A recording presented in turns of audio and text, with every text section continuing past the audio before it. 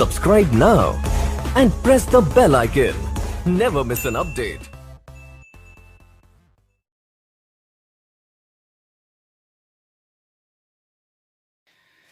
Good morning बच्चों। इससे पहले का जो वीडियो था उसमें अपन ने कंडक्टेंस, कंडक्टिविटी और कंडक्टिविटी का डाइल्यूजन पर क्या इफेक्ट होता है उसके बारे में अपन ने स्टडी कर ली। आज अपन पढ़ते हैं मोलर चालकता। दो टॉपिक पढ़ने वाले हैं। पहले पढ़ेंगे मोलर चालकता। मोलर चालकता, अगर अपन मोलर चालकता की बात करते हैं, पहले इसका बेसिक लिख देता हूं मैं। मोलर चालकता को इंडिकेशन करते हैं कैप एम या फिर आप बोल सकते हो लेमड़ा एम। कैप एम या लेमड़ा एम, इसकी जो यूनिट होती है वो होती है सीमेंस सेंटीमीटर स्क्वायर और मोल इनवर्स, ये इसकी यूनिट होती है। यहां पर मैंने लिखा है मोलर, तो मोलर का मतलब होता है 1 मोल। क्या होता है यहां पे? इसका मतलब होता है 1 मोल विद्युत अपघट्टे को, 1 मोल विद्युत अपघट्टे को विलयन में डालने पर विद्युत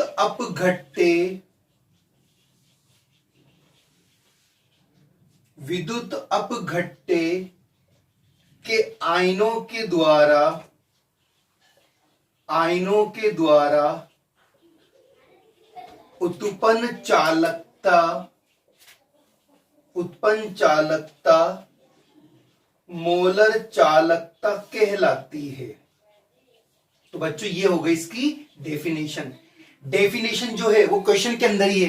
देखो यहां पे लिखा हुआ है मोलर, यानी कि 1 मोल इलेक्ट्रोलाइट लेना है अपन को। तो मोलर मतलब 1 मोल विद्युत अपघट्टे आपको लेना है, उसको विलयन में डालना है। अपन जानते हैं किसी भी विद्युत अपघट्टे, सपोज ये विद्युत अपघट्टे, अगर मैं इसको पानी में डाल दूं तो क्या करेगा? मेरे को 2 आयन देगा, एक तो देगा पॉजिटिव आयन, एक देगा नेगेटिव आयन। तो इन दोनों के द्वारा जो चालकता निकलेगी वही क्या होगी? अपनी मोलर चालकता होगी। तो डेफिनेशन क्या बनेगा?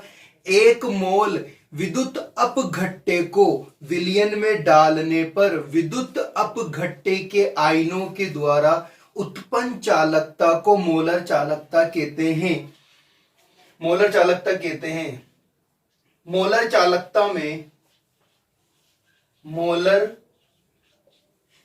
चालकता में 1 मोल विद्युत अपघट्टे, 1 मोल विद्युत अपघट्टे VmL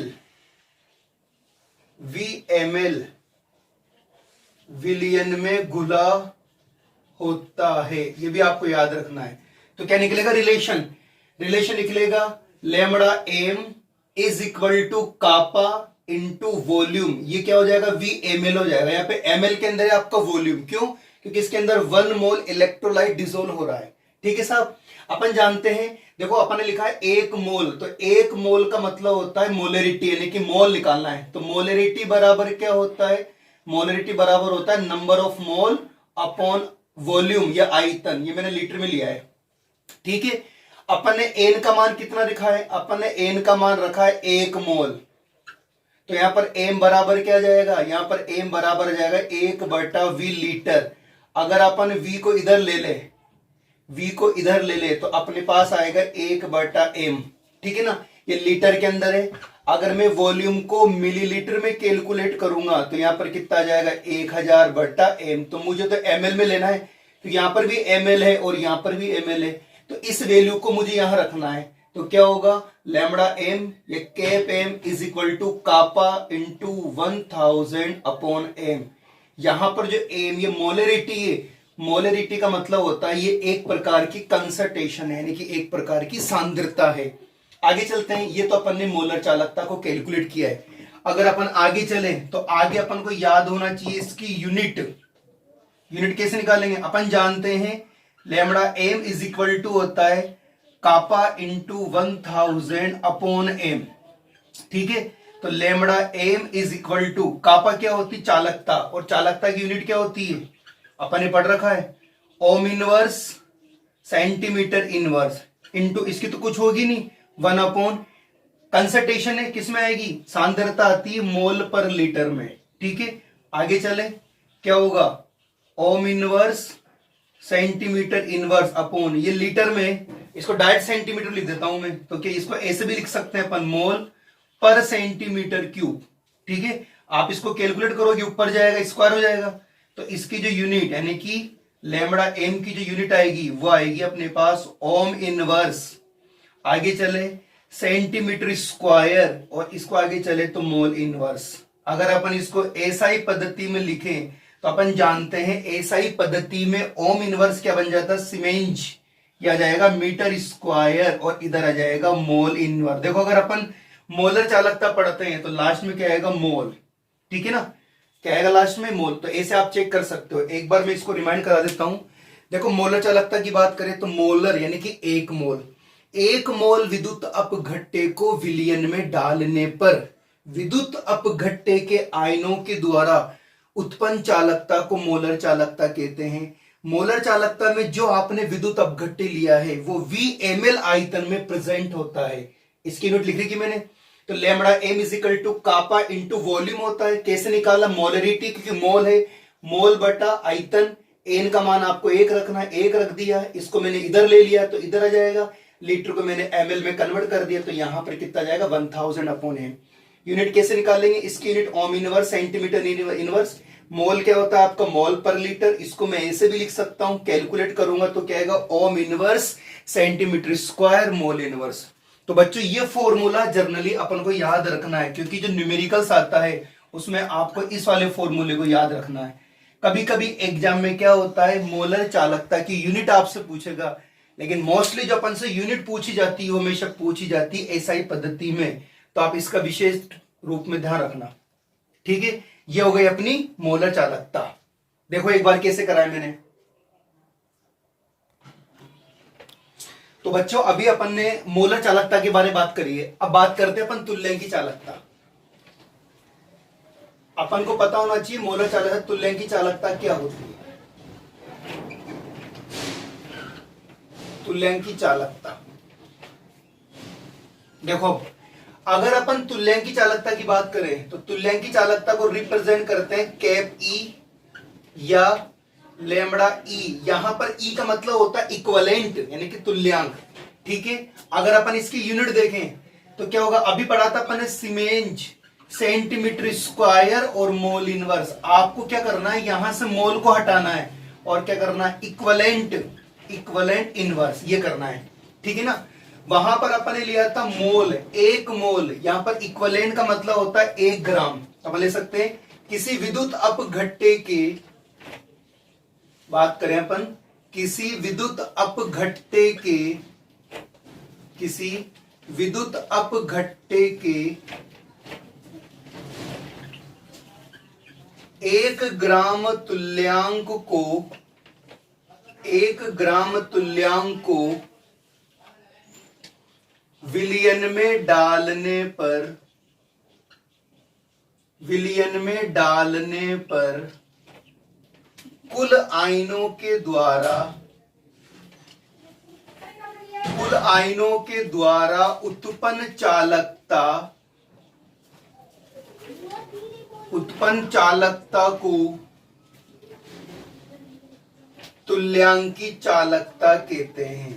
आगे बात समझ में, वहां पर और इसकी बात करें तो वहां पर अपन ने लिया था 1 मोल और यहां पर ले रहे हैं अपन 1 ग्राम, तो क्या हो जाएगा, 1 ग्राम किसी विद्युत अपघट्टे के 1 ग्राम तुल्यांक को विलयन में डालने पर विद्युत अपघट्टे के आयनों के द्वारा जो चालकता उत्पन्न होती है उसे बोलते हैं तुल्यांकी चालकता।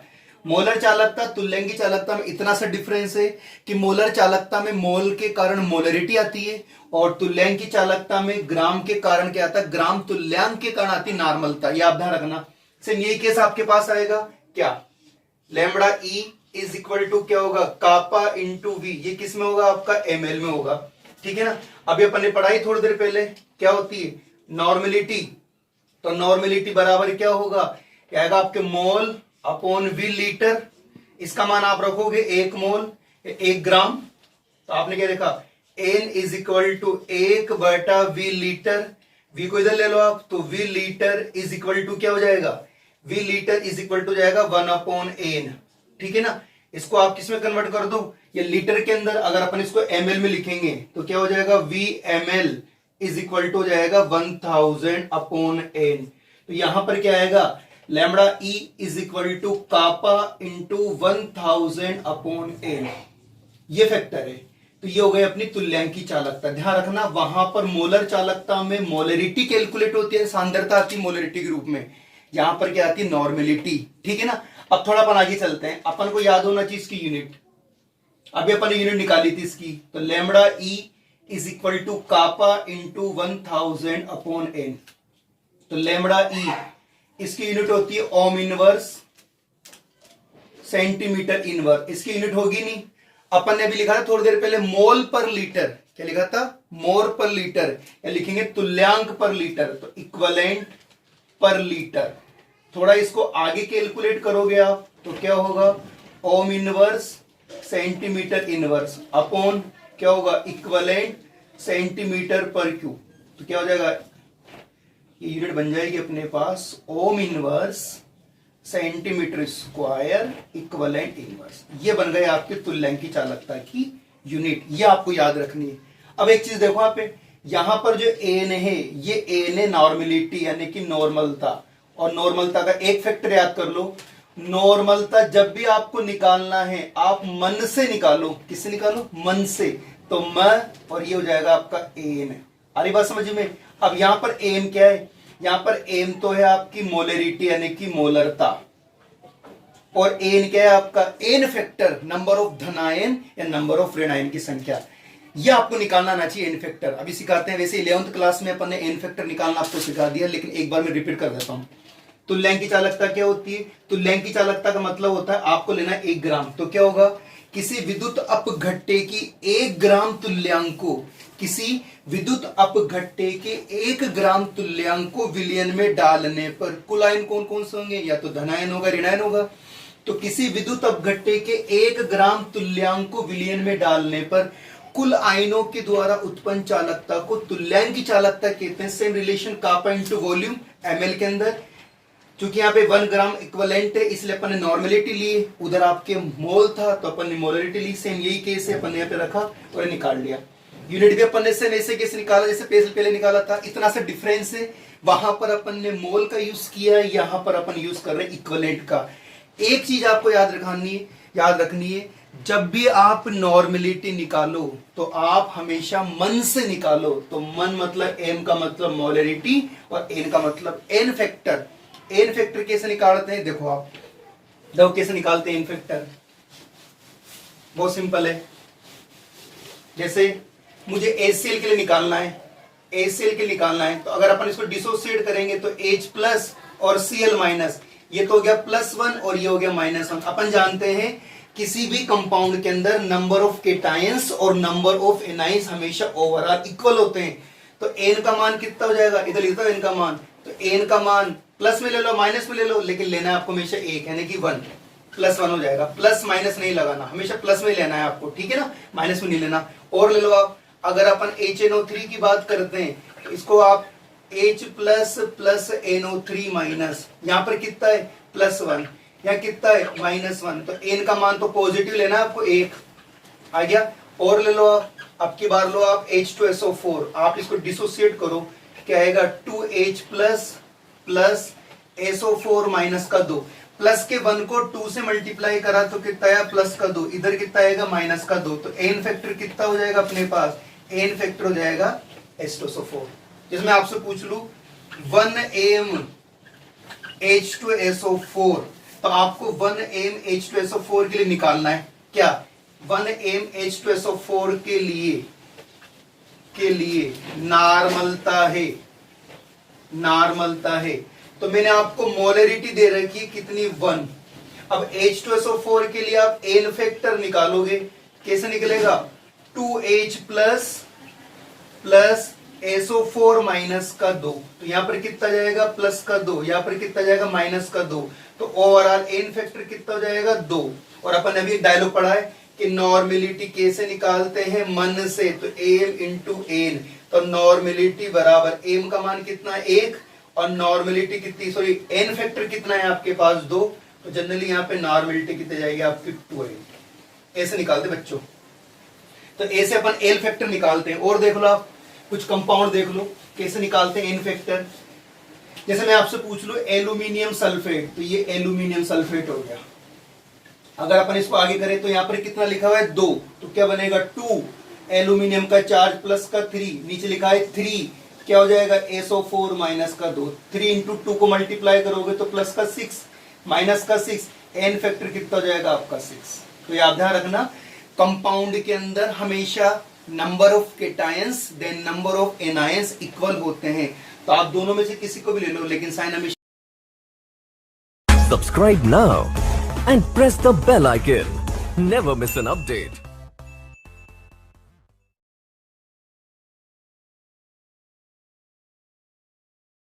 तो बच्चों अभी मैंने आपको मोलर चालकता और तुल्यन की चालकता बताई थी। अब मैं सारी जितनी भी यूनिट मैंने आपको बताई थी उन सारी यूनिट को एक साथ लिख रहा हूं, है ना। आप सभी को ये याद करना है, तो मैं लिख देता हूं याद करना है। यहां से क्वेश्चन कंपटीशन एग्जाम में ऑप्शन के अंदर और नॉर्मली भी आता है। सबसे पहले अपन पढ़ेंगे प्रतिरोध।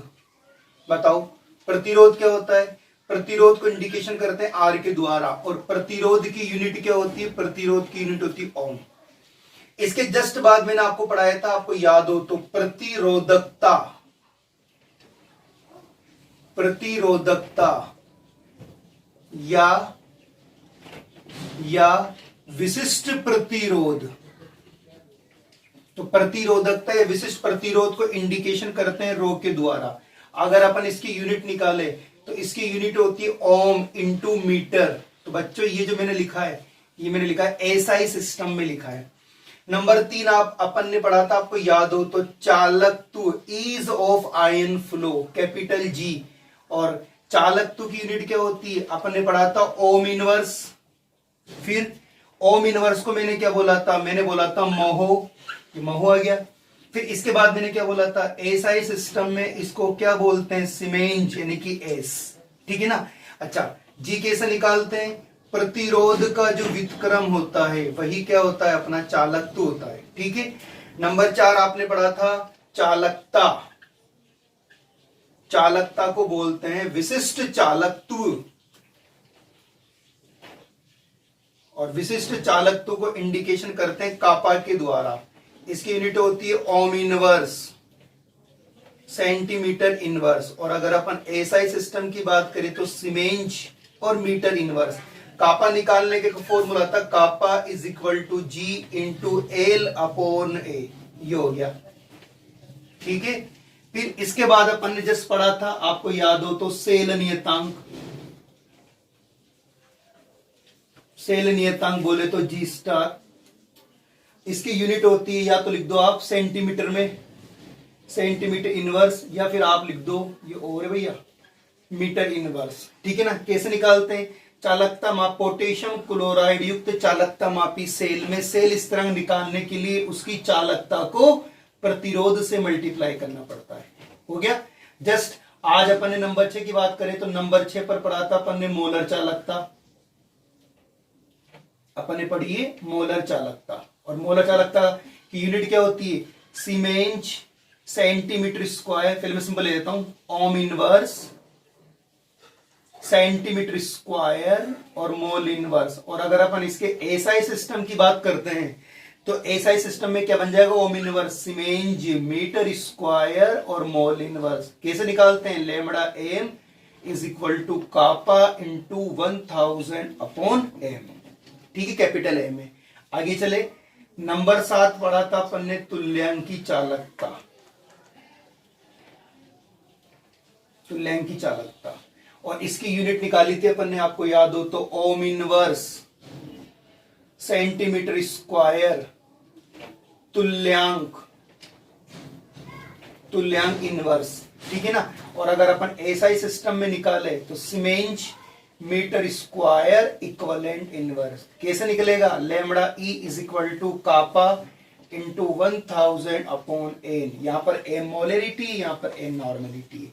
तो बच्चों इन सारी यूनिटों को मैंने आपको पढ़ा दिया है। ये सारी यूनिट मैंने एक साथ लिख दी है। यहां से क्वेश्चन जरूर आता है, आपको परमानेंट यहां याद करना है। देखो एक बार मैंने कैसे किया है।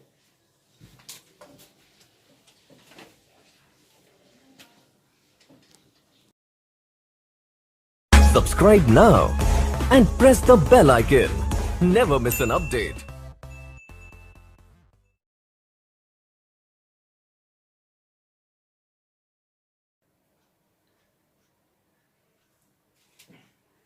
तो बच्चों अभी मैंने आपको थोड़ी देर पहले कुछ यूनिट्स लिखवाई थी, चालकत्व की, चालकता की। जनरली आपको ये यूनिट याद करनी है। अब अपन सबसे इंपॉर्टेंट टॉपिक पढ़ने वाले हैं। ये टॉपिक आपको कॉम्पिटिटिव एग्जाम की दृष्टि से याद होना चाहिए। टॉपिक का नाम है अपना चालकत्व। चालकत्व कैपिटल जी, कोमा, चालकता कप्पा, मोलर चालकता, मोलर चालकता तथा तथा तुल्यांकी चालकता पर, तुल्यांकी चालकता पर तनुता का प्रभाव। ये अपन को पढ़ना है, यानी कि अपन को पढ़ना है चालकत्व, चालकता, मोलर चालकता और तुल्यांकी चालकता पर डाइल्यूजन का क्या इफेक्ट होता है। यहां से एप्लीकेशन जरूर आता है। जैसे सबसे पहले अपन पढ़ते हैं, पहला पॉइंट डालते हैं अपन। सबसे पहले पढ़ रहे हैं अपन चालकत्व कैपिटल जी, चालकत्व पर तनुता का प्रभाव। हालांकि पहले मैंने आपको बता ही दिया। देखो चालकत्व क्या होता है? चालकत्व होता है प्रतिरोध का जो व्युत्क्रम होता है उसे बोलते हैं चालकत्व। और मैंने पहले बात करी थी चालकत्व का मीन क्या होता है? चालकत्व का मीन होता है ईज ऑफ आयन फ्लो। चालकत्व की बात करें तो चालकत्व मतलब होता है ईज ऑफ आयन फ्लो। अगर आयन का फ्लो बहुत आसानी से हो रहा है तो जर्नली क्या होती है, उसके चालकत्व का मान ज्यादा होता है। तो क्या होगा, अपन यहां पे लिख सकते हैं चालकत्व डायरेक्टली प्रोपोर्शनल तनुता, बोले तो डाइल्यूजन, बोले तो डाइल्यूजन मतलब तनुता जितनी ज्यादा होगी, पानी जितना ज्यादा होगा तो चालकत्व का मान भी क्या होगा, उतना ही ज्यादा होगा। फॉर एग्जाम्पल तो मैं लिख देता हूं तनुता बढ़ाने पर, देखो तनुता बढ़ाने पर, तनुता बढ़ाने पर क्या होगा, आयनों के मध्य की दूरी, आयनों के मध्य की दूरी बढ़ने के साथ ही, बढ़ने के साथ ही force of attraction, force of attraction का मान कम हो जाता है। फलस्वरूप,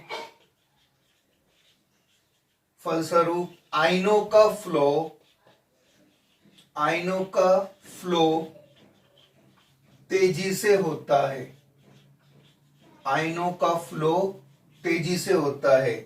और कंडक्टेंस तो बोल सकते हैं चालकत्व, और चालकत्व बढ़ता है। तो बच्चों ये तो मैंने कुछ बातें लिखी है। अब जर्नली अपन को क्या इस चीज को समझना है कि फोर्स ऑफ अट्रैक्शन कैसे कम होता है, डिस्टेंस कैसे बढ़ती है। जैसे फॉर एग्जांपल मैंने यहाँ पे एक, ये मैंने एक बीकर ले लिया, ठीक है ना, और इस बीकर में मैंने यहां तक पानी भर रखा है, यहां तक ये मैंने पानी भर रखा है इस जगह तक। अपन को क्या लेना है, अपन को विद्युत अपघट्य लेना है। तो मैंने कोई इलेक्ट्रोलाइट ले लिया, ये ले लिया आपने। अब क्या करा, अपन जानते हैं विद्युत अपघट्य से अपन को दो प्रकार के आयन प्राप्त होंगे। एक तो होगा पॉजिटिव यानी केटायन, और एक होगा नेगेटिव बोले तो एनायन। अब देखो आप, ये तो है अपना केटायन बोले तो धनायन, और ये है अपना एनायन बोले तो ऋणायन। इन दोनों यहां तक पानी भरा हुआ है, तो इसका मतलब क्या होगा, पानी की क्वांटिटी कम है, तो दोनों आयन एक दूसरे के नजदीक है। तो अगर अपन यहां पर देखें तो यहां पर पहला जो पॉइंट बनेगा वो है फोर्स ऑफ अट्रैक्शन अधिक है, फोर्स ऑफ अट्रैक्शन अधिक है। साथ में क्या है आयनों के मध्य दूरी बहुत कम है, बहुत कम है, तो यहां पर क्या होगा, यहां पर चालकत्व कम होता है।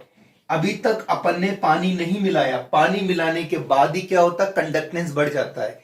ये तो अपनी फर्स्ट हो गई।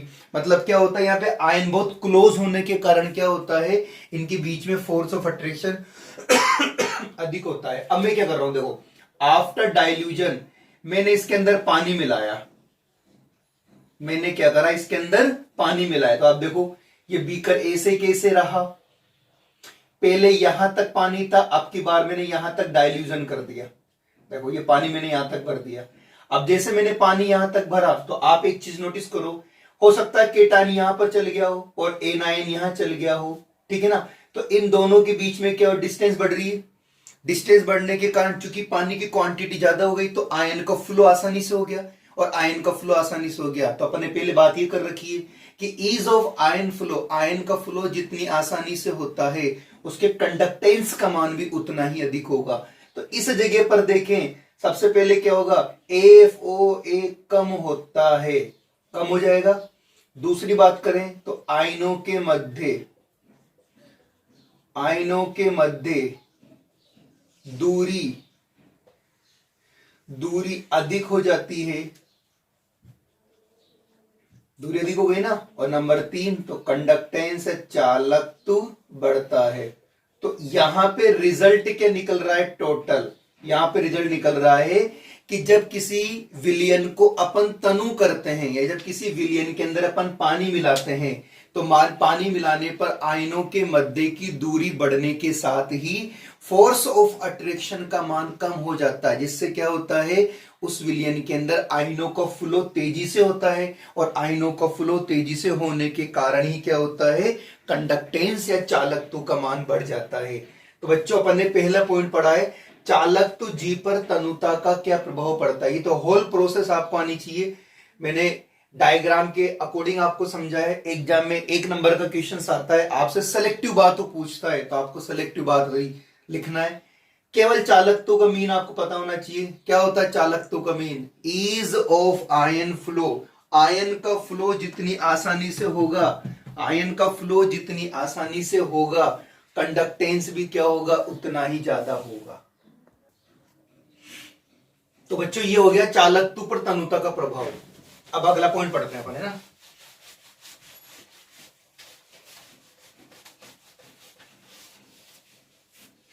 ध्यान देना इसको भी पूरे को।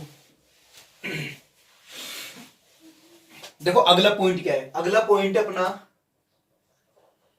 नंबर 2, चालकता पर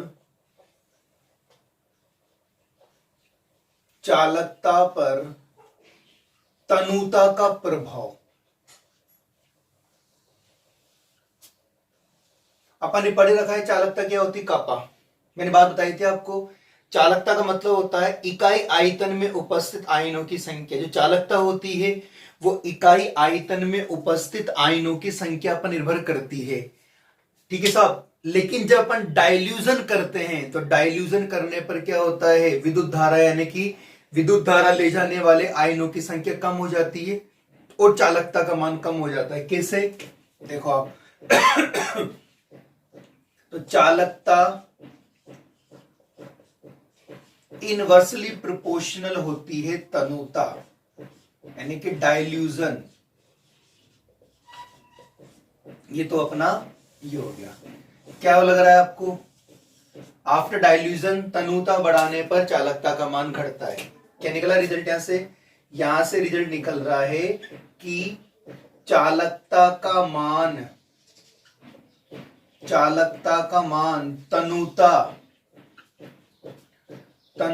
बढ़ने के साथ ही क्या होता है, घटता है।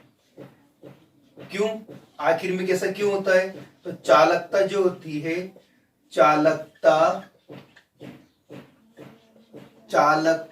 इकाई आयतन में उपस्थित आयनों की संख्या पर निर्भर करती है। क्या लिखा मैंने? चालकता इकाई आयतन में उपस्थित आयनों की संख्या पर निर्भर करती है। आगे, जब किसी विलयन को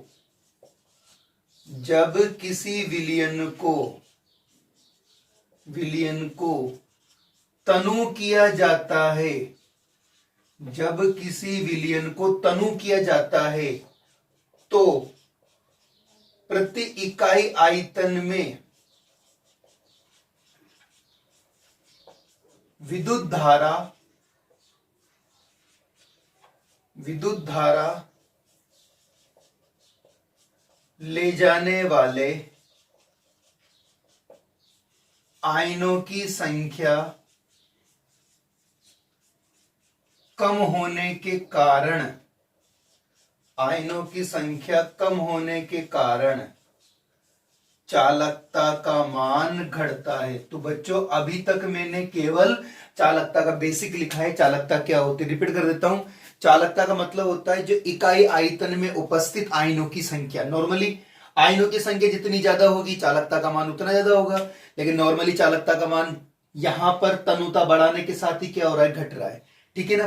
तो इसको अपन डायग्राम समझ सकते हैं कैसे। फॉर एग्जाम्पल, ये मैंने एक पात्र ले लिया, इसमें मैंने यहां तक यानी कि मैंने लिया है 1 ml सॉल्यूशन, 1 ml, और सपोज 1 ml के अंदर मैंने किसी विद्युत अपघट्य को डाला, तो नॉर्मली विद्युत अपघट्य के 2 आयन मुझे मिले, C+ और A-। मतलब 1 ml विलयन में विद्युत अपघट्य कितने आयन है आपके पास? 2 आयन है। तो आप यहां पे कापा का मान निकालोगे, तो कापा बराबर क्या है? वॉल्यूम 1 ml, आयन कितने? 1 और 1 2, तो जनरली कापा का मान कितना आ गया? 2 आ गया। चले आगे। अब की बार मैंने क्या है, इसमें पानी क्वांटिटी बढ़ाई, यानी कि तनु करने पर तो मैंने यहां पर पानी बनाया अब की बार, और पानी मिला के मैंने कर दिया उसको 2 ml। ठीक है ना? ये मैंने पानी मिलाया, तो अपन जानते पानी मिलाएगा तो क्या होगा, आयंस दूर दूर होंगे। ठीक है ना? फिर अपन कापा की वैल्यू निकालेंगे, तो पानी कितना मिलाया आपने? 2 ml। ठीक है, कितने आयंस दिख रहे हैं आपको? 2। कितने रह जाएंगे आपके पास अब की बार? 1। कापा घट रहा है ना? थोड़ा सा और आगे चले, अब की बार आपने क्या करा, कापा का यानी कि आपने पानी मिलाया 4 ml, 4 ml मिलाया, तो 4 ml मिलाया तो पानी यहां तक अपने पास आ गया। आपने फिर कापा की वैल्यू निकाली, पानी मिलाया 4, आयन है आपके पास 2, कितना हो जाएगा? 1/2, बोले तो कितना हो गया? 0.5। तो अपन देखें, जैसे जैसे अपन पानी मिलाते जा रहे हैं वैसे वैसे क्या हो रही है, कापा की वैल्यू कम होती जा रही है। तो दैट्स ऑल, आंसर आ गया। रिजल्ट क्या निकल रहा है? रिजल्ट निकल रहा है कि जैसे जैसे पानी मिलाते हैं, जैसे जैसे विलयन को तनु करते हैं, तो क्या होता है, चालकता का मान कम होता है। क्यों? क्योंकि नंबर ऑफ जो आपके आयंस है वो भी तो क्या हो रहे हैं, कम हो रहे हैं। तो नंबर ऑफ आयंस कम होने के कारण ही चालकता के मान में कमी हो जाती है। तो यहां से क्वेश्चन कैसा आएगा? क्वेश्चन आ सकता है कि किसी विलयन को, क्वेश्चन आएगा किसी विलयन को तनु करने पर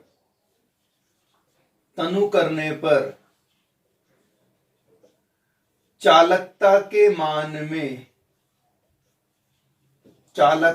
मान में कमी होती है। इसका आंसर आपको लिखना होता है। तो ये सारी चीजें आपको नहीं लिखनी होती, केवल आपको माइंड में डायग्राम के अकॉर्डिंग आपको याद रखना होता है। तो आप क्या लिखोगे, जब किसी विलयन को तनु किया जाता है तो चालकता के मान में कमी होती है, क्योंकि जब विलयन को तनु करते हैं तो प्रति इकाई आयतन में विद्युत धारा ले जाने वाले आयनों की संख्या कम हो जाती है, जिससे क्या होता है, चालकता के मान में कमी हो जाती है। मतलब अगर आप डाइल्यूजन करते हो, तनुता बढ़ाते हो, पानी मिलाते हो, तो चालकता का मान तो घटेगा, लेकिन बच्चों उसके जो चालकत्व होता है, जो कंडक्टेंस होता है, उसका मान क्या होता है, बढ़ना शुरू हो जाता है। तो बेटा ये हो गया अपना दूसरा पॉइंट, चालकता पर तनुता का प्रभाव। तो बच्चों अगला पॉइंट है अपना, अगला पॉइंट है मोलर चालकता तथा तुल्यांकी चालकता पर तनुता का प्रभाव। दोनों एक ही है, बस रिप्रेजेंट करने का तरीका अलग अलग है। तो दोनों में से किसी एक को करा देता हूं मैं आपको। मैं करा रहा हूं मोलर चालकता के बारे में। अगर एग्जाम में तुल्यांकी चालकता आता है तो आपको कुछ नहीं करना, रिप्लेस करना है। मोलर चालकता की जगह पर सिर्फ तुल्यांकी चालकता को आपको रखना है, ठीक है ना। मैं लिख रहा हूं मोलर चालकता पर तनुता का प्रभाव। सबसे उलझा हुआ टॉपिक ही है, तो आप थोड़ा ढंग समझने की कोशिश करना। मोलर चालकता पर तनुता का प्रभाव, एग्जाम में तुल्यांक की चालकता पूछ सकता है। अपन जानते हैं मोलर चालकता को किससे रिप्रेजेंट करते हैं, कैप एम या लेमड़ा एम, ठीक है ना। तो देख इसका फॉर्मूला अपन ने कल पढ़ा था, आपको याद हो तो, lambda M is equal to kappa into V और एम एल, ये होता है, ठीक है ना। ये होता है, क्या होता है, मोलर चालकता के रिलेशन। अब आगे चलते हैं अपन, क्या क्या हो सकता है। देखो अगर अपन आगे चले तो देखो आप, एक तो मेरे पास कापा है, एक मेरे पास क्या है, एक तो मेरे पास कापा है, एक मेरे पास आयतन है। तो दोनों क्या होते हैं, एक दूसरे के अपोजिट होते हैं। कैसे, देखना आप, कापा तो क्या होता है, तनुता के साथ ही, मतलब तनुता बढ़ा रहा हूं, तनु करने पर अगर अपन सॉल्यूशन को, विलयन को तनु करते हैं तो क्या होता है, इधर तो क्या आएगी, इधर तो आएगी चालकता इनवर्सली तनुता, मतलब चालकता तो घट गई आपकी 100% है, लो मतलब ये तो घटती है। समझने की कोशिश करना है ना। चलो आगे चलते हैं, इसकी बात करते हैं, ठीक है। यहां पर क्या होता है, आयतन बढ़ता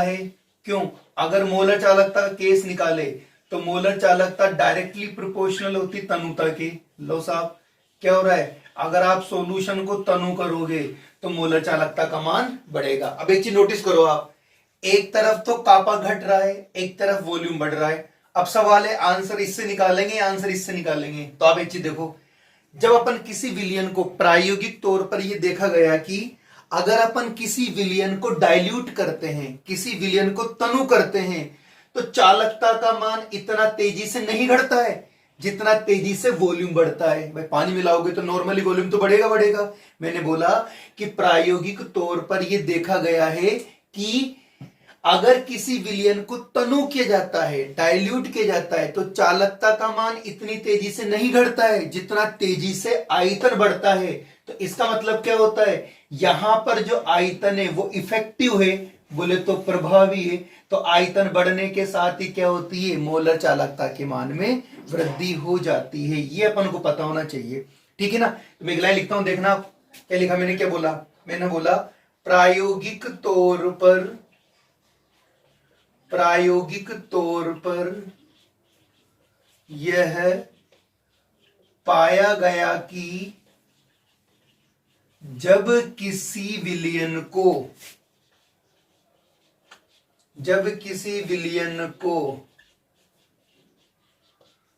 तनु किया जाता है, तो यहां से लिख रहा हूं, चालकता कापा, चालकता के मान में, चालकता का मान इतना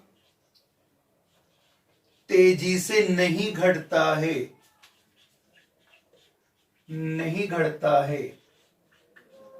जितना तेजी से आयतन बढ़ता है।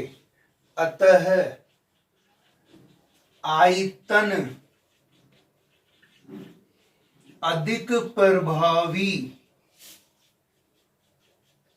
होने के कारण तनुता के साथ ही मोलर चालकता के मान में वृद्धि होती है। तो बेटा जी पूरी बात मैंने यहां पे लिख दी है। जब आप नोट्स लिखो तो वीडियो को पॉज करके आसानी से बातें लिख लेना।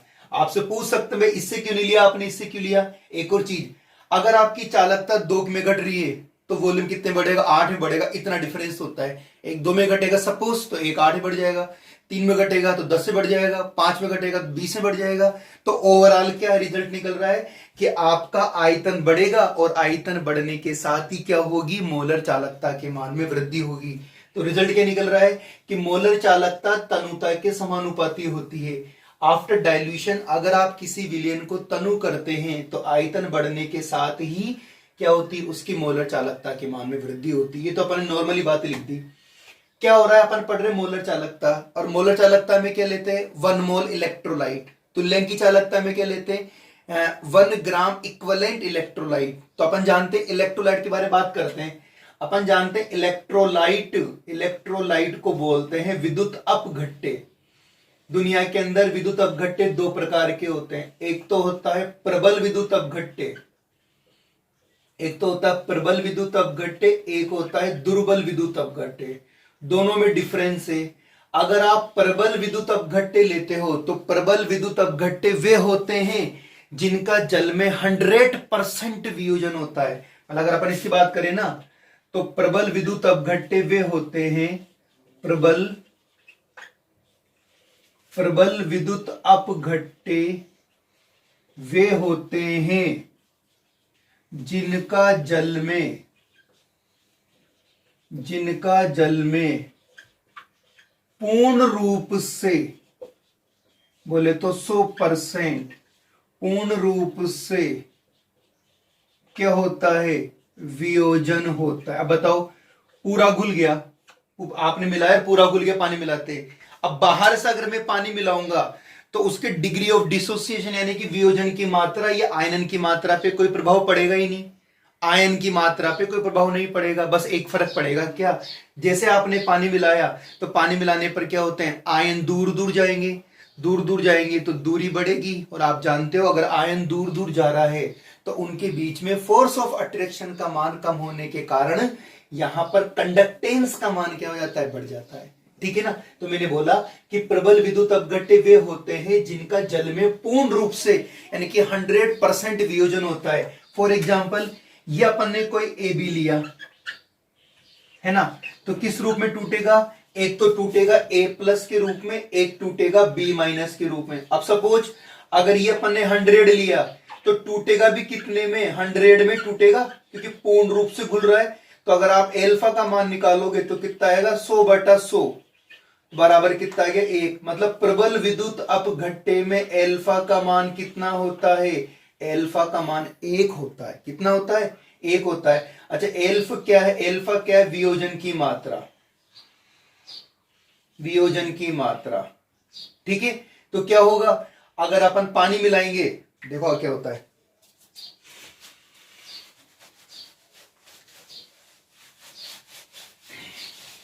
तो साहब वियोजन की मात्रा एल्फा आ गई है ना। तो जब तनु बढ़ाते हैं, जब विलयन को तनु करते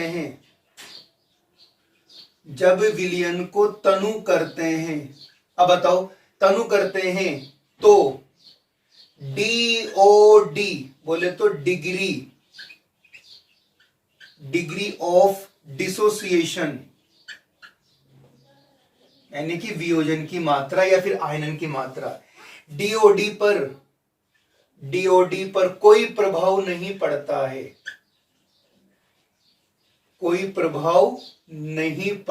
है, तथा आयन भी नहीं बढ़ते हैं। सही है ना बात। अरे भाई पूरा घुल गया, अब पूरा घुल गया तो आयन तो कैसे बढ़ेगा, जैसे 5 आयन थे, पांचों के पांचों डिसोल्व हो गए, तो पानी मिलाने पर 6 आयन थोड़ी जाएंगे, वो तो पूरे डिसोल्व हो गए ना। तो क्या होगा, आयन नहीं बढ़ते हैं। लेकिन एक इफेक्ट होता है, लेकिन आयनों के मध्य की दूरी बढ़ने के कारण फोर्स ऑफ अट्रैक्शन का मान कम हो जाता है।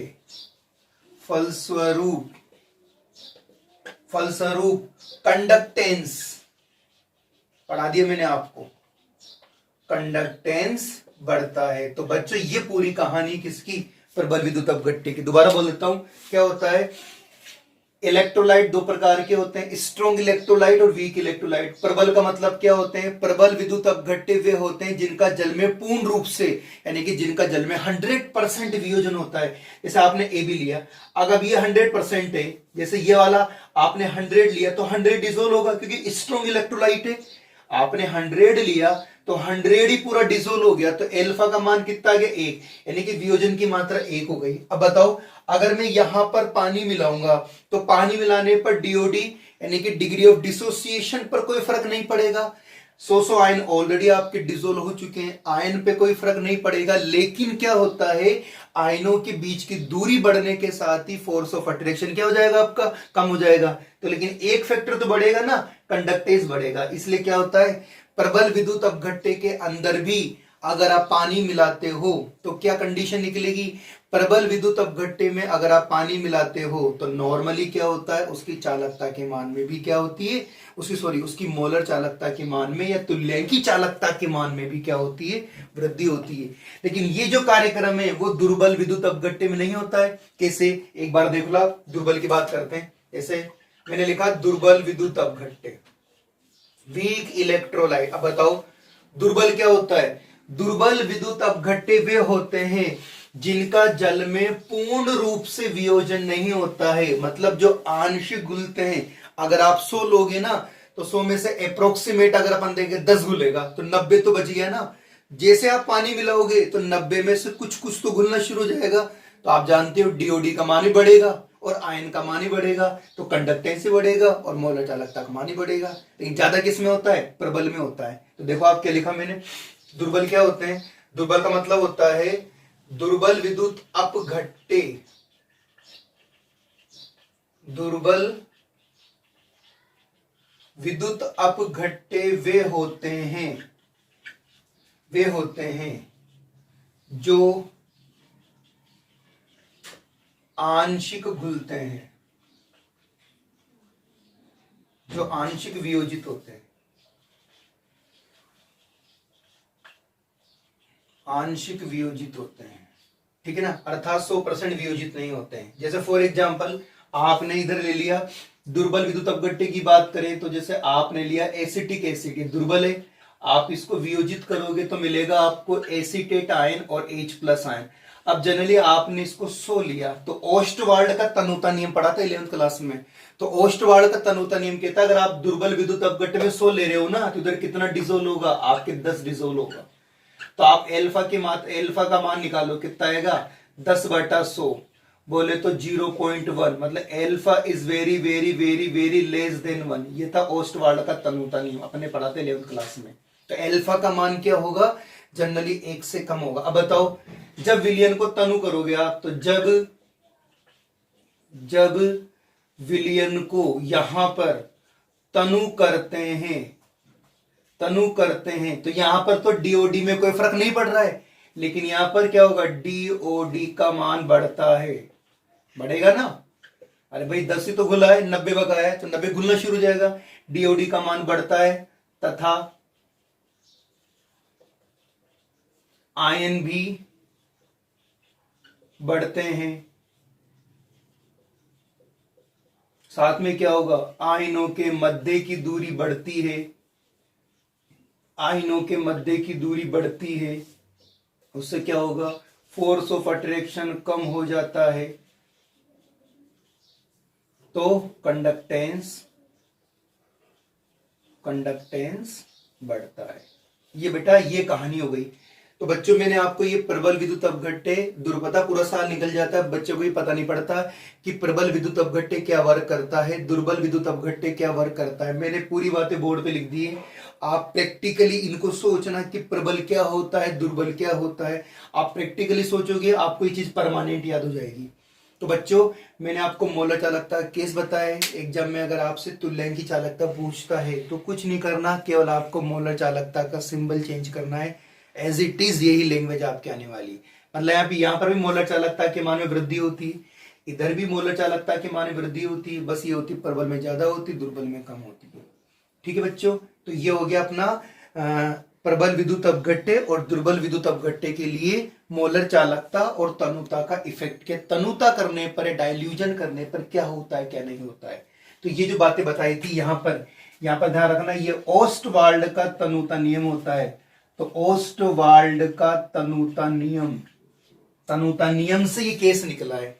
ठीक है, देखो एक बार मैंने कैसे किया है। तो बच्चों ये अपन ने प्रबल के बारे में और दुर्बल के बारे में बात कर ली। अब सवाल ये होता है, एक बच्चा बोलता है कि सर अपन डाइल्यूजन कितना करें, पानी कितना मिला है, 1 चम्मच मिला है, 1 गिलास मिला है, 1 ढोल मिला है, 10 ढोल मिला है, तो क्या होता है। तो भैया जी पानी जितना मिलाते हैं तो उतना पानी ज्यादा मिलाने पर आयनों के बीच में क्या हो रहा है क्या नहीं हो रहा है, ओवरऑल लास्ट में क्या होता है, कंडक्टेंस बढ़ जाता है। अगर अपन पानी ज्यादा मिलाते हैं तो पानी ज्यादा मिलाने का क्या इफेक्ट है, उसको भी पढ़ लेते हैं अपन। तो अपन इसका जो अगला पॉइंट बनेगा अपना, इसमें चल रहा है, ध्यान रखना। जैसे आपने पानी ज्यादा मिलाया तो पानी ज्यादा मिलाने पर क्या हो जाता है, पानी ज्यादा मिलाने मतलब पानी आपने मिलाया ज्यादा तो क्या बोलेंगे, इन्फिनिट, यानी कि अनंत हो गया ना, अनंत। तो अगला बन जाएगा अनंत तनुता पर मोलर चालकता, अनंत तनुता पर मोलर चालकता रिप्रेजेंट करते हैं लैम्बडा एम इन्फिनिट या केप एम नॉट। ठीक है ना, यहां पर आपको जो दिख रहा है ये दिख रहा है, इसको बोलते हैं जीरो कंसंट्रेशन। अगर बात करें इंग्लिश की बात करें तो बोलते हैं इन्फिनिट डाइल्यूजन, ये हो गया इन्फिनिट डाइल्यूजन। और अगर अपन इसकी बात करते हैं तो इन्फिनिट डाइल्यूजन का मतलब होता है जीरो कंसंट्रेशन।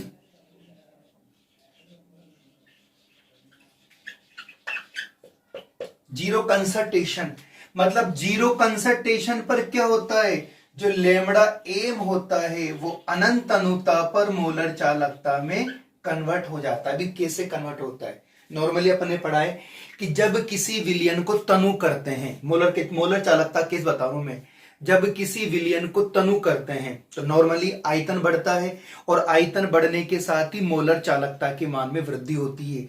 लेकिन मोलर चालकता का जो मान है एक निश्चित सांद्रता पर स्थिर हो जाता है, एक निश्चित सांद्रता पर स्थिर हो जाता है और हमें एक ऐसा पॉइंट या एक ऐसा बिंदु मिलता है जिसके बाद मोलर चालकता का मान परिवर्तित नहीं होता है। तो उस बिंदु पर जो अपन को लैम्बडा एम की वैल्यू प्राप्त हुई है वो क्या होती है, अनंत तनुता पर मोलर चालकता जो मिलती है अपन को जीरो कंसंट्रेशन पे। क्या बोला बच्चों मैंने बोला कि जब किसी विलयन को तनु किया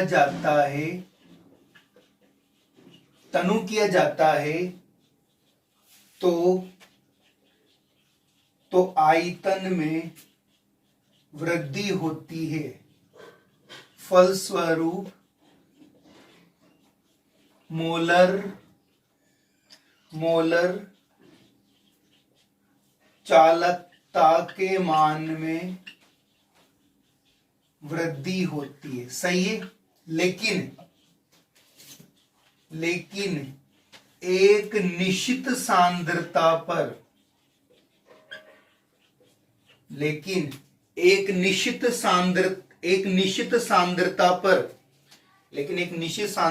पर यह Subscribe now and press the bell icon.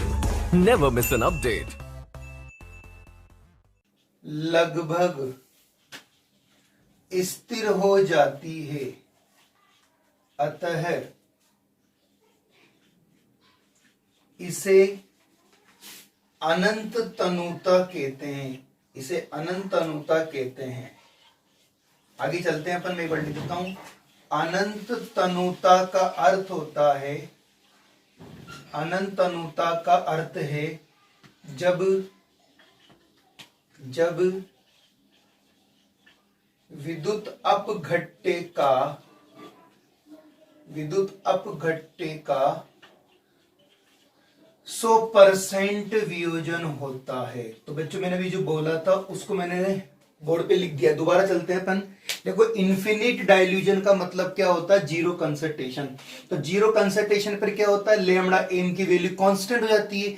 जब लेमड़ा एम की वैल्यू कांस्टेंट हो जाती है तो इन्फिनिट डाइल्यूजन पर अपन को क्या मिलती है, अनंत तनुता पर मोलर चालकता। तो मैंने लिखा है कि जब किसी विलयन को तनु किया जाता है तो आयतन में वृद्धि होती है, फलस्वरूप मोलर चालकता के मान में वृद्धि होती है, लेकिन एक निश्चित सांद्रता पर यह लगभग स्थिर हो जाती है, अतः इसे अनंत तनुता कहते हैं। अनंत तनुता का मतलब होता है कि जब विद्युत अपघट्य का 100% वियोजन होता है, तो ये तो अनंत तनुता का मतलब है। अब अपन इसको एक्सपेरिमेंट रूप में देख सकते हैं, प्रायोगिक अपन सोच सकते हैं ऐसा कैसे हुआ। जैसे फॉर एग्जांपल मैंने बोला आपको, जैसे इधर तो ले लेता हूं मैं आपके भाई, अगर अपन इसका एक टेबल बनाए या अपन इसकी नॉर्मल एक कैलकुलेशन करते हैं, तो उस नॉर्मल कैलकुलेशन में एक तो लेना पड़ेगा मुझे वॉल्यूम, यानी कि एक तो ले रहा हूं मैं VmL पानी वाला सिस्टम, ठीक है ना, और एक ले लेता हूं मैं आपके सामने लेमड़ा एम, ठीक है ना, लेमड़ा एम ही। इसकी यूनिट क्या होती है, सीमेंज सेंटीमीटर स्क्वायर मोल इनवर्स, ये होता है। अपन नॉर्मल कैलकुलेशन कर रहे हैं, कि वो पॉइंट कौन सा होता है। जैसे फॉर एग्जांपल मैंने 1 ml पानी मिलाया, मुझे वैल्यू मिली 0.2 सपोज। फिर मैंने 2 ml मिलाया, मुझे मिला 0.21। फिर मैंने 3 ml मिलाया, थोड़ा सा बढ़ गया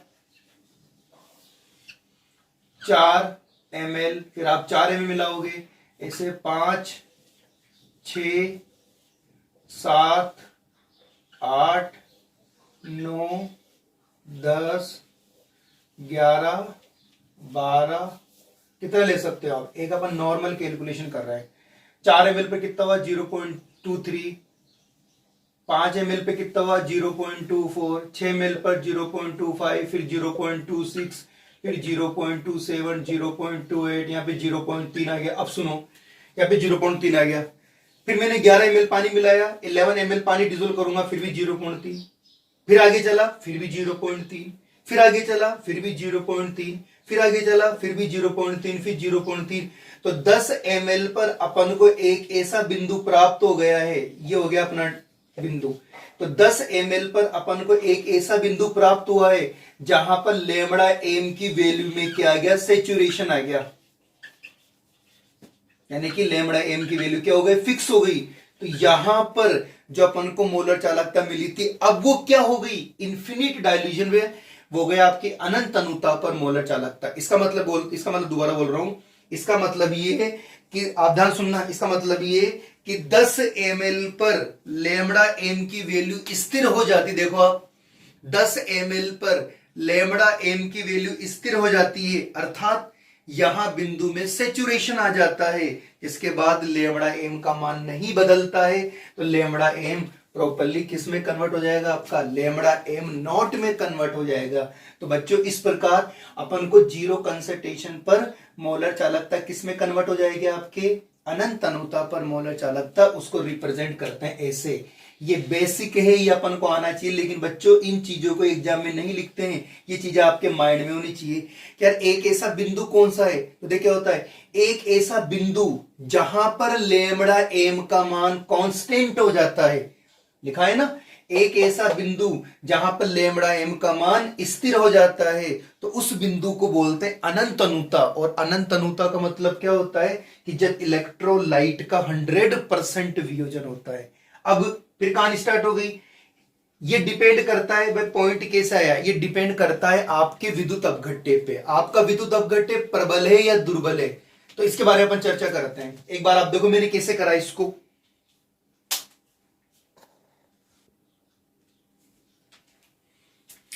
तो बच्चों ये सारी बातें डिपेंड करती है आपकी इलेक्ट्रोलाइट पर, है ना।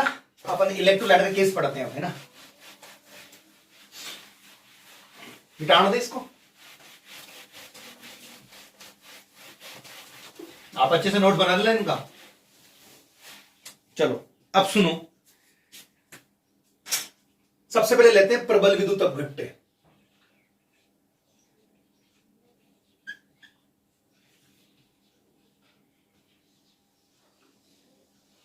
अपन जानते हैं प्रबल विद्युत अपघट्य क्या होता है, बताया था 100% वियोजन होता है।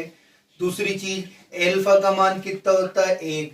तीसरी चीज पूरा घुलता है। अब देखो सुनो, अपन यहां पर एक ग्राफ बनाते हैं। ये मैंने ग्राफ बनाया है ना। ये जो ग्राफ बनेगा ये बनेगा मोलर चालकता और √C, इसको अपन ऐसे भी लिख सकते हैं C1/2। ये 0 आ गया, मतलब इस जगह पर क्या है, इस जगह पर आपकी सांद्रता का मान 0। अब इस बिंदु पर अगर अपन को कोई वैल्यू मिलती है तो क्या हो जाएगी, आपकी इन्फिनिट मोलर कंडक्टिविटी जाएगी। अब सुनो, अपन जानते हैं इस तरफ तो सांद्रता बढ़ रही है और इस तरफ मोलर चालकता बढ़ रही है ना। तो प्रारंभ में सांद्रता ज्यादा होती है। देखो तो मैं यहाँ पॉइंट ले लेता हूं एक, जैसे मैं सपोज यहाँ पॉइंट ले लिया, यहाँ पर सांद्रता ज्यादा हो रही है। अब मैंने साहब पानी मिलाया, तो पानी मिलाने पर क्या होता है, सांद्रता तो घटती है बट मोलर चालकता क्या होती, बढ़ती है। यहां पर सांद्रता देख यहां पर मैं लेता हूं, यहां पर सांद्रता अधिक है। अब जैसे ही पानी मिलाया जाता है तो सांद्रता घटती है और लेमड़ा एम बढ़ता है। बच्चों मैंने ये बात इसलिए लिखी है ताकि आपका कॉन्सेप्ट क्लियर हो जाए। यहां पॉइंट अपने लगाए तो इस पॉइंट का मतलब क्या है। अब मैं पानी मिला रहा हूं तो नॉर्मली सांद्रता घटेगी तो मोलर चालकता का मान बढ़ेगा, घट रही है ना, बढ़ रहा है। और आगे चलो ये पॉइंट आ जाएगा, और आगे चलो ये पॉइंट यहां पे जाएगा, और आगे चलो ये पॉइंट यहां जाएगा। अब इन सारे पॉइंटों का आप मिला दो, या आपने पॉइंटों को मिला दिया तो सारे पॉइंट जीरो कंसंट्रेशन पे यहां कट रहे हैं। तो जीरो सांद्रता पर लेमड़ा एम यहां पर मिल रहा है मुझे वैल्यू, तो ये वैल्यू मेरी किसके बराबर हो जाएगी, लेमड़ा एम इंफिनिट। हो गया ना। तो अपन लिख सकते हैं कि जीरो कंसंट्रेशन पर जीरो सांद्रता पर लेमड़ा एम का मान अनंत तनुता पर मोलर चालकता लेमड़ा एम इंफिनिट के बराबर होता है। मतलब आपने जब पानी मिलाया ना तो देखो जीरो सांद्रता इस बिंदु पर ये मिल गया अपन को, तो आपकी मोलर कंडक्टिविटी किसमें डिफाइंड हो गई, इन्फिनिट डाइल्यूजन करने पर आपकी इन्फिनिट मोलर कंडक्टिविटी में डिफाइंड हो गया, यानी कि अनंत अनुता पर मोलर चालकता में। तो प्रबल विद्युत अपघट्य के लिए ग्राफ हमें ध्यान रखना ऐसा आएगा। आप ले लो जैसे प्रबल विद्युत अपघट्य पोटेशियम क्लोराइड ले लो, ठीक है ना। दोबारा बोल देता हूं, प्रबल विद्युत अपघट्य में क्या होता है, 100% वियोजन होता है। एल्फा का मान 1 होता है। मैंने यहाँ पॉइंट लगाया तो पॉइंट क्या कहता है कि इस जगह पर सांद्रता ज्यादा है, लेकिन अगर पानी मिलाऊंगा तो आप जानते हो पानी मिलाने पर सॉल्यूशन पतला पतला हो जाता है, यानी कि सांद्रता घटती है और आपकी मोलर कंडक्टिविटी बढ़ती है।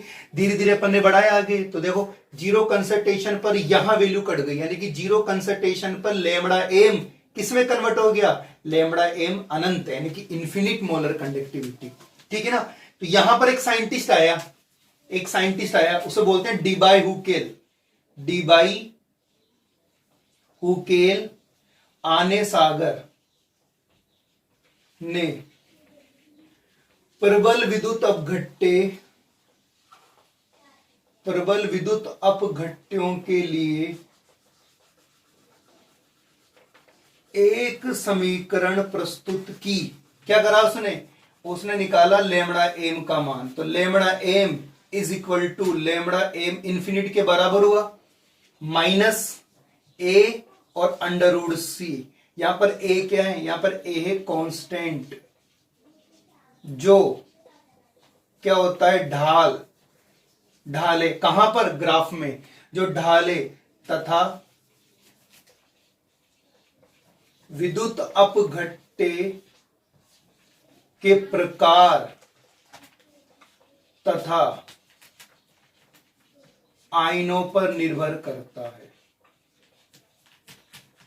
ये मैंने कुछ बातें लिखी है, देखो आप लेमड़ा एम बराबर lambda M naught infinite minus A under root C. तो यहाँ पर जो आपका ए है वो ए क्या है, आपका एक स्थिरांक है जो प्रबल विद्युत अपघट्य के लिए एक ढाल है। क्या है ये? ए एक स्थिरांक है जो प्रबल विद्युत अपघट्य के लिए एक ढाल है, जिसका मान विद्युत अपघट्य के प्रकार, विद्युत अपघट्य के प्रकार और आयनों की संख्या आयनों पर निर्भर करता है। ये ढाल है किसके लिए? प्रबल विद्युत अपघट्य के लिए। इसके बाद क्या करा इन्होंने, इस समीकरण में कुछ संशोधन किया। तो ये आपको समीकरण डायरेक्टली याद करनी है, ठीक है ना। क्या करा इन्होंने, lambda M is equal to lambda infinite M, यहां पर ए का मान रख दिया इन्होंने। कैसे रखा? माइनस 82.4 अपॉन dt का हाफ ईटा प्लस 8.20 इंटू 10 की पावर 5 dt, ये हाफ यहां पर आ जाएगा आपका लेमड़ा एम और यहां जाएगा आपका अंडर रूट सी।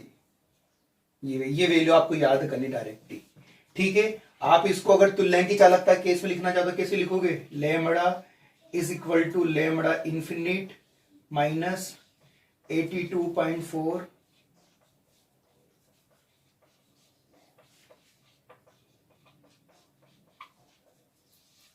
अभी जो फर्स्ट ग्रेड का एग्जाम हुआ था उसके अंदर साइंस का, उसमें ये इक्वेशन पूछी इसने ऑप्शन के अंदर, तो आप ध्यान रखना ऑप्शन है, ऑप्शन में इक्वेशन डायरेक्ट पूछ लेता है।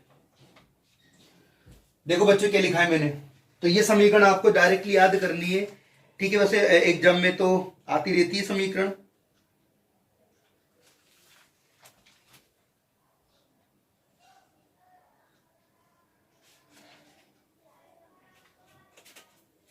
ठीक है ना।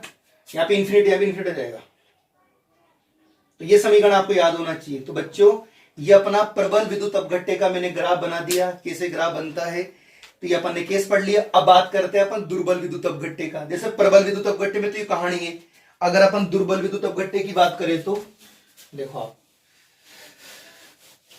इसको यहां रख देता हूं। अगर अपन बात करते हैं नंबर 2 दुर्बल,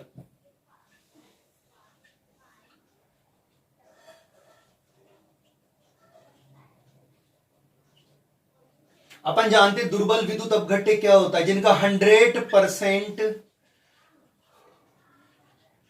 वियोजन नहीं होता है। दूसरी alpha is very very very very very less than 1 according to Ostwald dilution rule, ठीक है ना। यहां पर अगर अपन ग्राफ प्लॉट करते हैं, ये लेमड़ा एम अंडर रूट सी, या आप लिख सकते हो सी 1/2, यहां पर अंडर रूट सी का मान 0 है। तो अपन जानते हैं सांद्रता ज्यादा होगी। लो साहब, आपने पानी मिलाया तो पानी मिलाने पर सांद्रता तो कम होगी और मोलर चालकता के मान में वृद्धि होगी। क्योंकि दुर्बल विद्युत अपघट्य, जैसे अपन पानी मिलाते हैं तो डीओडी का मान बढ़ने के साथ ही आयन बढ़ते हैं, इसलिए क्या होती है लेमड़ा एम का मान भी क्या होता है, लेमड़ा एम का मान सडनली बहुत स्पीड से बढ़ता है, ये बढ़ गया। लेकिन जीरो कंसंट्रेशन पर अपन को लेमड़ा नोट एम तो मिलेगा ही नहीं, क्योंकि 2 सरल रेखाएं आ गई, कभी जिंदगी में मिलेगी नहीं। तो इसका मतलब क्या हो रहा है कि जब अंडर रूट सी तथा लेमड़ा एम के मध्य ग्राफ खींचते हैं तो क्या होगा, तो जीरो सांद्रता पर लेमड़ा एम नोट का मान प्राप्त नहीं होता है। अब अतः लेमड़ा एम नोट का मान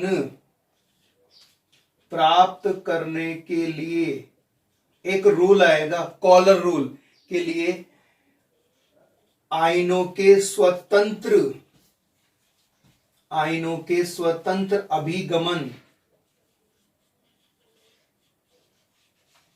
अभिगमन कोलराउश के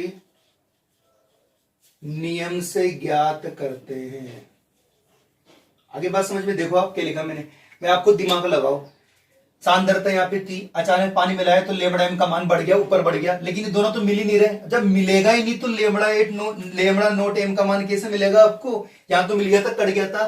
तो इसका मतलब ये हो रहा है कि दुर्बल विद्युत अपघट्य में जैसे पानी मिलाते हैं तो डीओडी का मान बढ़ने के साथ ही क्या होता है, आयनों की संख्या बढ़ती है, तो मूलर चालकता का मान तेजी से बढ़ता है। लेकिन किसी भी बिंदु पर, किसी भी पॉइंट पर अनंत अनुता पर मूलर चालकता का मान प्राप्त नहीं होता है। यहां पर यानी कि दुर्बल विद्युत अपघट्य के लिए अनंत अनुता पर मूलर चालकता का मान ज्ञात करने के लिए अपन क्या करते हैं, कोलराउश के नियम का उपयोग करते हैं। अब बुक में क्या कर रखा है, इस वाले ग्राफ को इस वाले दोनों ग्राफ को मिलाकर करवा रखा है। तो अब मैंने क्या करा, पहले दोनों को अलग अलग पढ़ा दिया, अब दोनों को मिला के मैं एक ग्राफ बना देता हूं। तो ग्राफ कैसे बनेगा, ये तो गया आपकी क्या, दोनों को मिला के, तो एक जब में सवाल है दोनों को मिला के बनाना है। ये तो गया आपकी मोलर चालकता इस तरफ, यहां पर हो जाएगा अंडर सी का मान 0, यहां चले तो अपन अंडर सी के बीच में ग्राफ बना रहे हैं, तो आप इसको सी हाफ भी लिख सकते हो। सबसे पहले बात करते हैं प्रबल विद्युत अपघट्य के लिए। तो प्रबल विद्युत अपघट्य के लिए तो ये ग्राफ मिलेगा, आपको मिलेगा ना प्रबल विद्युत अपघट्य के लिए। तो देखो ये पॉइंट लगा दो, ये पोटेशियम क्लोराइड। स्ट्रॉन्ग के लिए तो यहां पर क्या जाएगा, लेमड़ा एम अनंत, ठीक है ना। लेकिन अगर अपन दुर्बल विद्युत अपघट्य की बात करें तो दुर्बल विद्युत अपघट्य के लिए तो किसी भी पॉइंट पर आपको मिलेगा ही नहीं, ठीक है। ये हो गया, ये ले लो आप एसिटिक एसिड, ये हो गया। तो बच्चों ये वाला ग्राफ आपको जनरली याद होना चाहिए जो मैंने बनाया है, ठीक है। ग्राफ देखो, ग्राफ पहले प्रबल के लिए अलग बनाना है। अच्छा, बुक में एक और कर रखा है, जैसा अगर अपन चाहें तो एक और ले सकते हो इलेक्ट्रोलाइट, आप ले लो। स्ट्रॉन्ग इलेक्ट्रोलाइट अगर आप लोगे तो हमेशा क्या होगा, स्ट्रेट लाइन आपको मिलेगी, और प्रबल विद्युत अपघट्य के लिए ढाल क्या होगा, अभी कराया था मैंने आपको डिबायहू के लानेसागर इक्वेशन, ए कांस्टेंट वैल्यू। तो बच्चों ये आपको ग्राफ याद हो, आप देख लो। इस ग्राफ को ढंग से समझने के लिए अपन को सबसे पहले इतनी बातें याद होना चाहिए भैया। तो आप डायरेक्टली यार रट लो, याद कर लो, लेकिन अगर डायरेक्टली याद कर लोगे तो कॉन्सेप्ट आपका अधूरा है, और कॉन्सेप्ट अधूरा रहा तो फिर आपको कभी कोई क्वेश्चन आएगा भी नहीं। तो बच्चों प्रबल के लिए ऐसा बनता है, प्रबल के लिए पूछे सिर्फ तो ऐसे बनाओ, दुर्बल के लिए पूछे तो ऐसे बनाओ, और अगर दोनों को मिला के पूछे तो ऐसे बनाओ। अब सुनो, प्रबल का की कहानी खत्म हो गई, तो अब कहानी स्टार्ट होगी यहां से। मतलब दुर्बल विद्युत अपघट्य के लिए अनंत अनुता पर मोलर चालकता का मान ज्ञात करने के लिए अब कौन सा नियम पढ़ेंगे अपन, very very very very very important, आयनों के स्वतंत्र अभिगमन, कोलराउश का नियम पढ़ेंगे। एक बार आप देखो इसको फटाफट।